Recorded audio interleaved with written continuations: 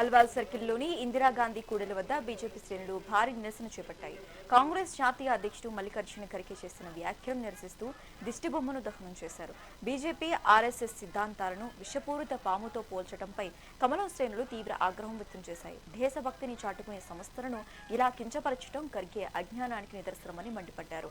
తక్షణమే ఆయన తన వ్యాఖ్యలను వెనక్కి తీసుకుని క్షమాపణ చెప్పాలని బీజేపీ నేతలు డిమాండ్ చేశారు.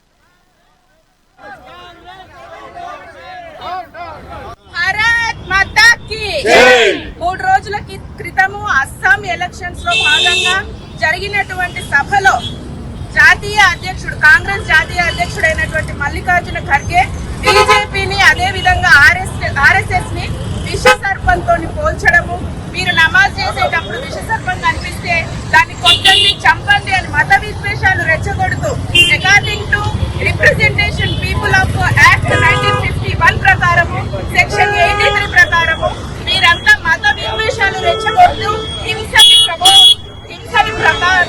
ప్రభావితం చేసే విధంగా ఉంది అనే విషయాన్ని ఈ రోజు మనందరం కూడా గమనించాలి. కేవలం ఒక రాష్ట్రంలో అసెంబ్లీ ఎలక్షన్స్ సందర్భంగా వీళ్ళు మత విద్వేషాలను రెచ్చగొట్టి హింసను రెచ్చగొడుతున్నారు. అదే మన దేశానికి వీళ్ళకి ఓట్ చేసి మన దేశాన్ని పాలించమని చెప్పి వీళ్ళ చేతుల్లో వెళ్తే ఏం జరుగుతుందనేది కూడా ప్రజలందరూ ఈ రోజు గమనించాలి. ఇంకోసారి 100 సంవత్సరాలు ఈనాడు ఆర్ఎస్ఎస్ శతాబ్ది ఉత్సవాలు జరుపుకుంటున్నారు. 100 సంవత్సరాలు గడిచింది. అదే భారతీయ జనతా పార్టీ పూర్తి స్వదేశీ పార్టీ. ఇటువంటి nation first party next self last అనేటువంటి నినాదంతో ముందుకెళ్తున్నటువంటి పార్టీ భారతీయ జనతా పార్టీ నాయకులు ఉన్నారు.